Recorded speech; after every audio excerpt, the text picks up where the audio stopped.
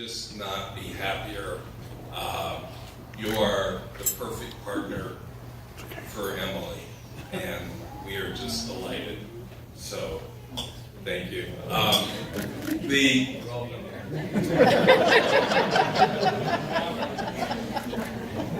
It was interesting last night because I was, for those of you who've probably met Emily for the first time, I thought I would give you some background as to who Emily is, what was her upbringing, and it was kind of funny because Dan was talking last night about nature and nurture, and that is exactly how I framed my topic in terms of Emily, how she was brought up, the nature side of it, that genetic predisposition, whatever you want to call it. So from a nature-nurture standpoint, Emily was brought up suburban Columbus.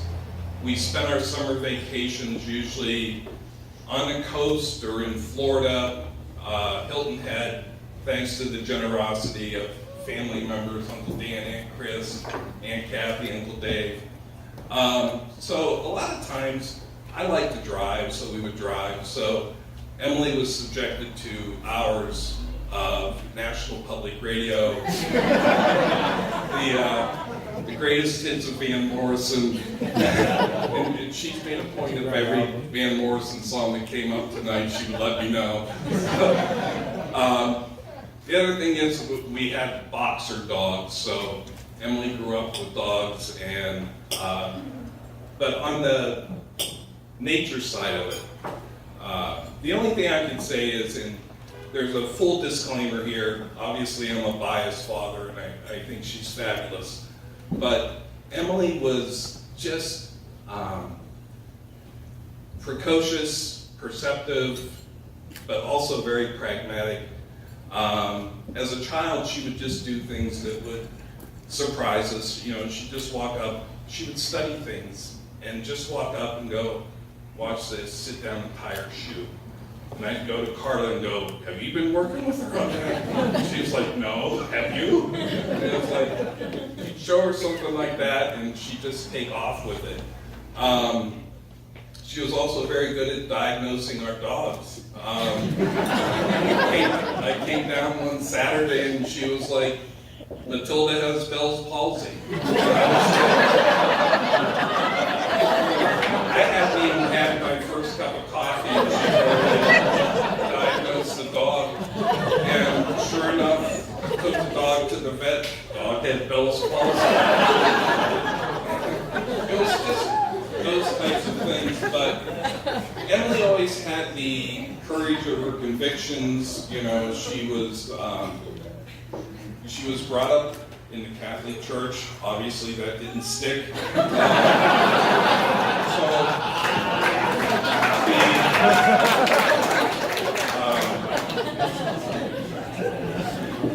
So we were having this discussion one day, and I said, Emily, what is it that you pray for? And she was like, well, I pray for $1 million. So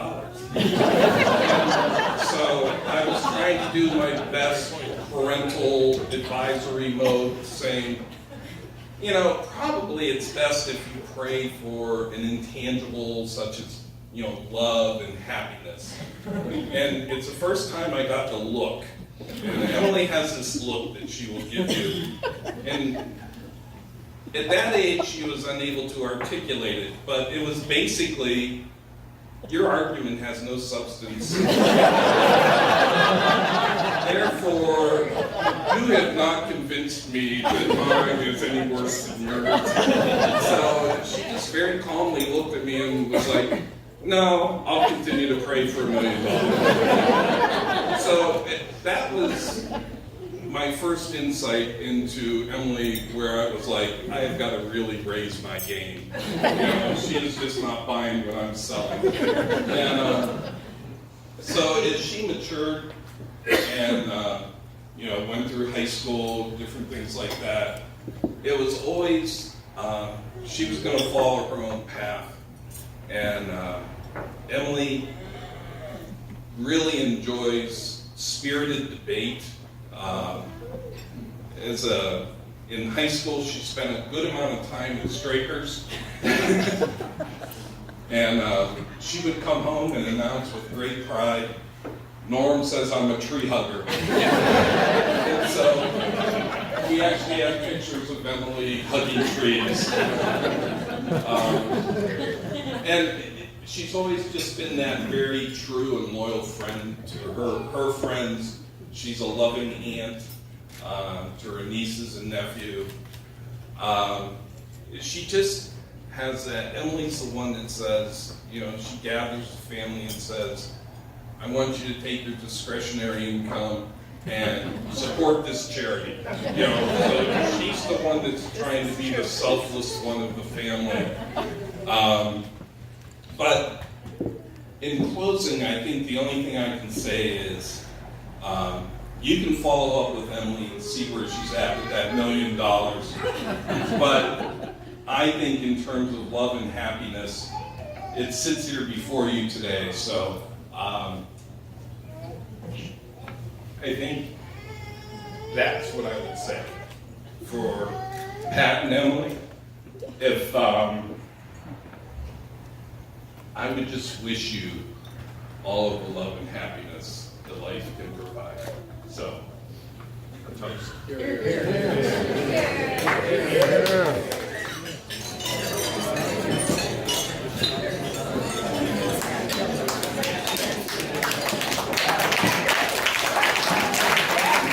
The most awkward stage of all, I will say to you the brace face memories. We all know that Emily and Pat appreciate efficiency, so in the spirit of our favorite duo, we each have 2 whole minutes on the clock. Here we go. First, I'd like to thank Emily and Pat and the Miklos and Hogan families for a wonderful weekend. Only your best friend would be happy for you when you mentioned that you may or may not be waddling down the aisle on her very special day. Emily and I have been best friends since middle school. My parents refer to her as their other daughter, Emily. And I'm fairly certain that my husband and siblings love her more than me. Although I could regale you with plenty of embarrassing memories, today is about Emily and Pat. I knew Pat was the one for her very early on, but it was further solidified when I learned about his love for a basic Target tee, a good robe, assorted cheeses, and sparkling wine. What you may not know is that Emily and I share a penchant for reality TV, specifically anything of the Housewives variety on Bravo. When we're not tucked into bed by 8 p.m., we catch Watch What Happens Live with Andy Cohen. For those who aren't familiar, he begins each show with a segment called Here's What, detailing his 3 favorite things from that night. So here's what I love most about Emily and Pat. 1, they are truly 2 of the most genuine people that I know. What you see is what you get, and here's what. When we group text about our new favorite Hallmark holiday movie, there's no fear of judgment because they're just as engrossed in the Ice Princess storyline. 2, my heart absolutely bursts with the love they have for their family, dogs, and greater society. Both Emily and Pat light up when they share stories about their nieces and nephews. They give generously and always put others before themselves. And here's what. Pete's parents made it official today, and I know he couldn't be more proud. And 3, they are simply hilarious. Here's what. My hope for both of you is that laughter will always remain at the center of your marriage. Andy Cohen always ends his show with a mazel of the day. So if you could all please raise your glasses. My mazel of the day goes to Emily and Pat. I love you both.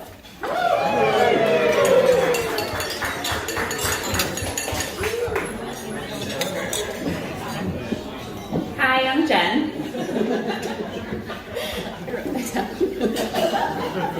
I met Emily at a time when most people are discovering themselves, freshman year of college. But if you know Emily at all, it's not surprising that she basically had it all figured out. She had already discovered the things she loved in life. A good handbag, skincare regimens, healthy cuticles, and trash TV. And she also discovered her dislikes in life. Bad grammar, step class, Build-A-Bears, and most of the people in our dorm. That's why when she called and told me that she had discovered and really liked Pat, it was so crystal clear that he would eventually turn into her husband. When Emily discovers something she likes, they're usually there to stay for life. Pat, Emily, you're a match made in heaven. You have the same twisted humor, same love for pups named Patrick, and for vegging out in your robes.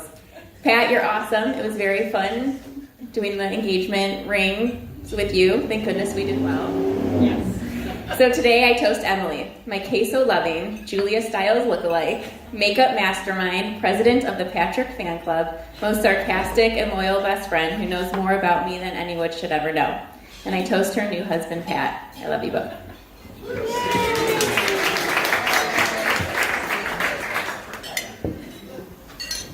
Hi, I'm Scott.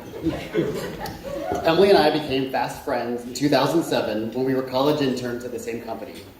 And in the 12 years since then, we've shared 3 different workplaces, lots of Italian dinners, and a love for early 2000s pop music, especially Britney Spears, which I'm sure you're going to hear on the dance floor tonight.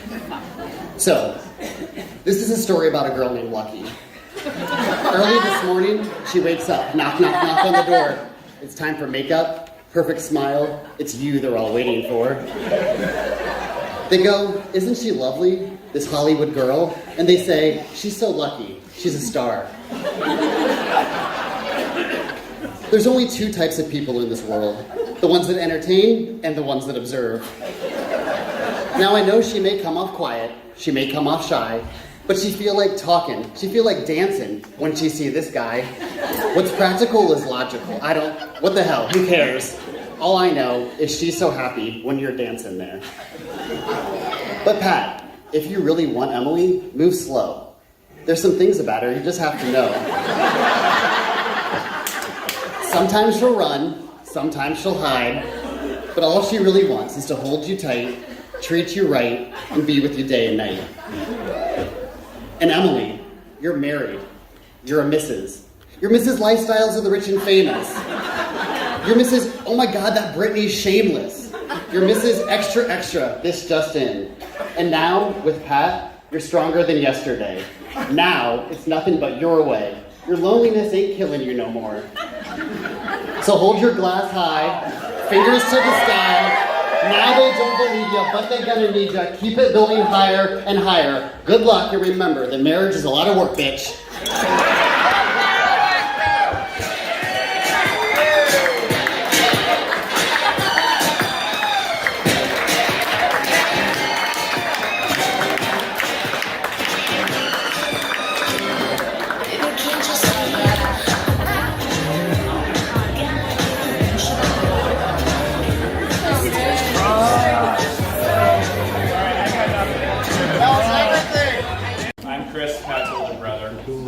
It's been a wonderful couple of days, getting to meet new family, reconnecting with family, and getting to know all of Pat's dear friends, Emily's dear friends today. I think it truly shows how special they are and how special they have a heart in everyone's place. So, round of applause for everyone being here today.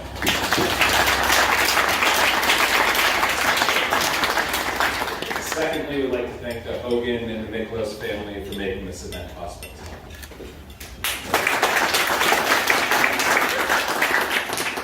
So growing up, I had the distinct pleasure of sharing chore duty with Pat, my brother in the Hogan household.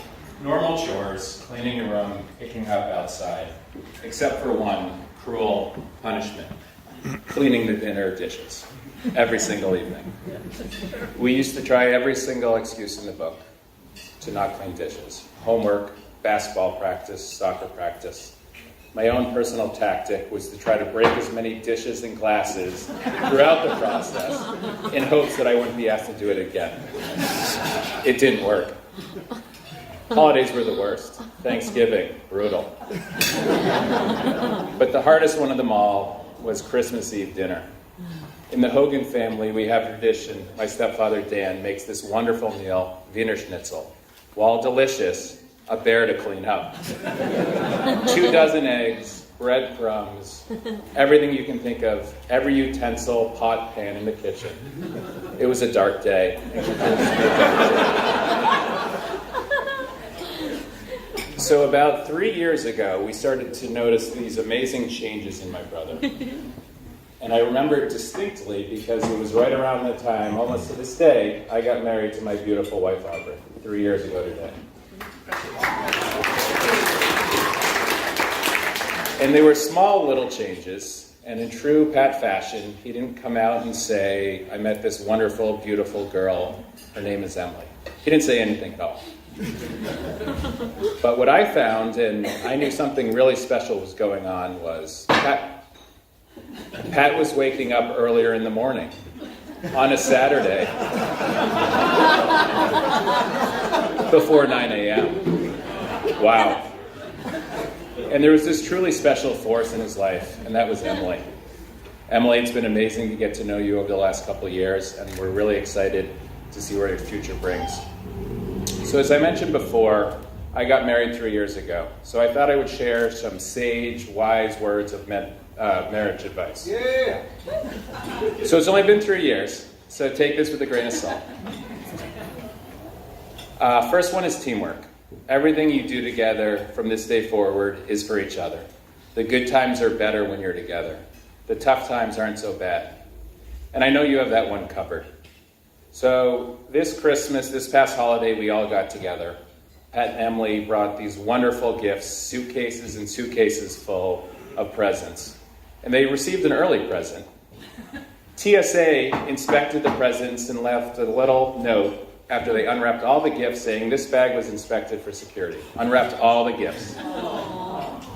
And what could have been a stressful and trying situation, they jumped in together and they spent the next couple hours rewrapping gifts. Truly amazing. So you have teamwork covered. By the way, Emily, you're much better at wrapping gifts than Pat. Second one, continue to do the little things that make each other laugh, smile, and cry. You're the only two people in this room, and that's what makes it so special, that knows how to do that for each other. So continue to do those acts of service. Walk pee in the rain when it's not your turn. Very, very important. And the third one, Pat, continue to do the dishes. I know you know how to do it. So in closing, Emily, Pat, I love you dearly both. Emily, we're so excited to welcome you to the family. And with that, let's all raise a glass to Pat and Emily.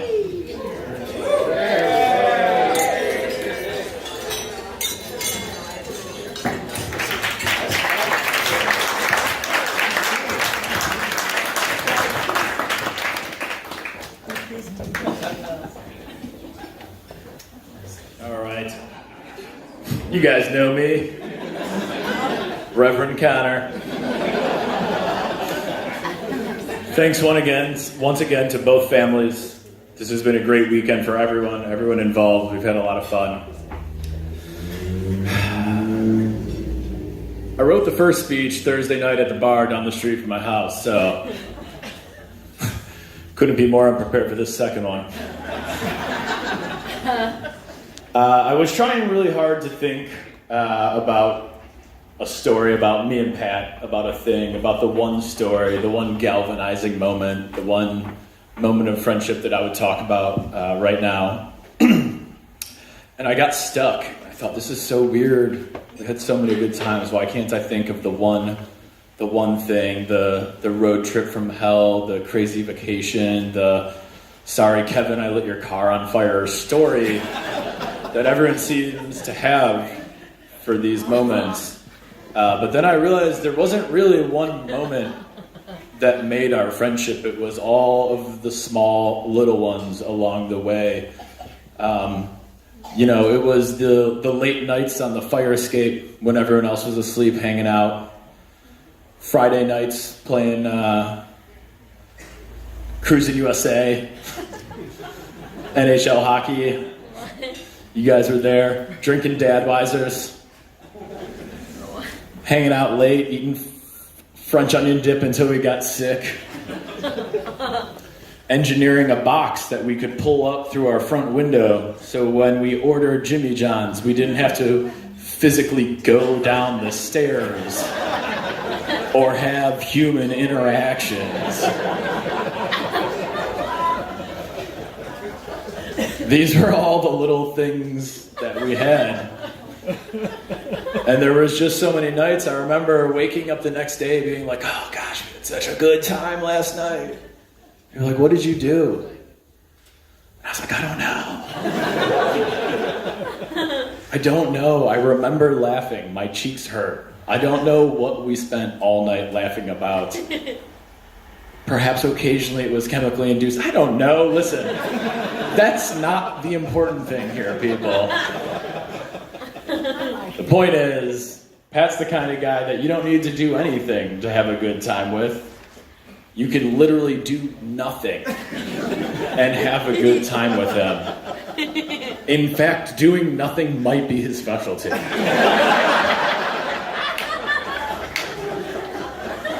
So Emily, get excited. Now you guys heard the story, you heard the meet cute story that we had before.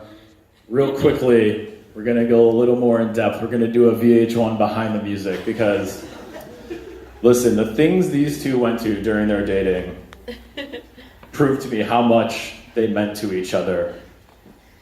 As I told you before, Pat kind of nonchalantly told us that he had this girlfriend that we didn't know about. We were all very surprised. What's more, the bigger surprise was that not only did he get this new girlfriend, he got a new apartment to accommodate her. That's not a joke. Literally one day he said, well, I'm heading home. We're like, we're at home, buddy. You live downstairs. My room's here. Yours is right there. But there was like, I don't know, between 5 and 11 of us living in this house at the time. And so he decided if he was going to have an adult relationship, he was going to get another apartment. And we were sitting there, and me and Dan were like, oh, that's a bold move. Like, I don't know if that's a good idea. But then, of course, we learned that he may have gotten a second apartment, but Emily totally didn't name her dog after him, but totally renamed her dog because of him. So all of a sudden, a second apartment didn't seem that thirsty anymore. And apparently he was right. Because like 2 months later, he was like, hey, we're moving in together. And I was like, let me do that math. You've got 3 apartments to accommodate one girlfriend. And I was like, he's either crazy or a genius, because at that time I think I had 3 girlfriends in one apartment, and that math was not working out for me.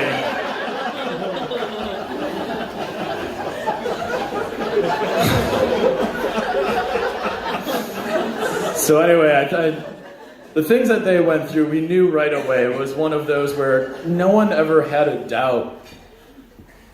Were these two going to get engaged? Were these two going to get married? Of course they were. It was only a matter of time. And obviously, you know, for some of us here, we were just worried about the exact timing for the engagement pool. But really, other than that, we were good to go. But honestly, all jokes aside, these two are so great together. I said it before, I'll say it again. It's unbelievable. The two of them together, everyone can see how perfect they are. It gives everyone hope. It gives me hope for love, for relationships, for everyone here, even maybe Joe D. I don't know. But let's all raise our glasses to these two, because honestly, I can't think of a better couple that I would rather come celebrate with everyone than Pat and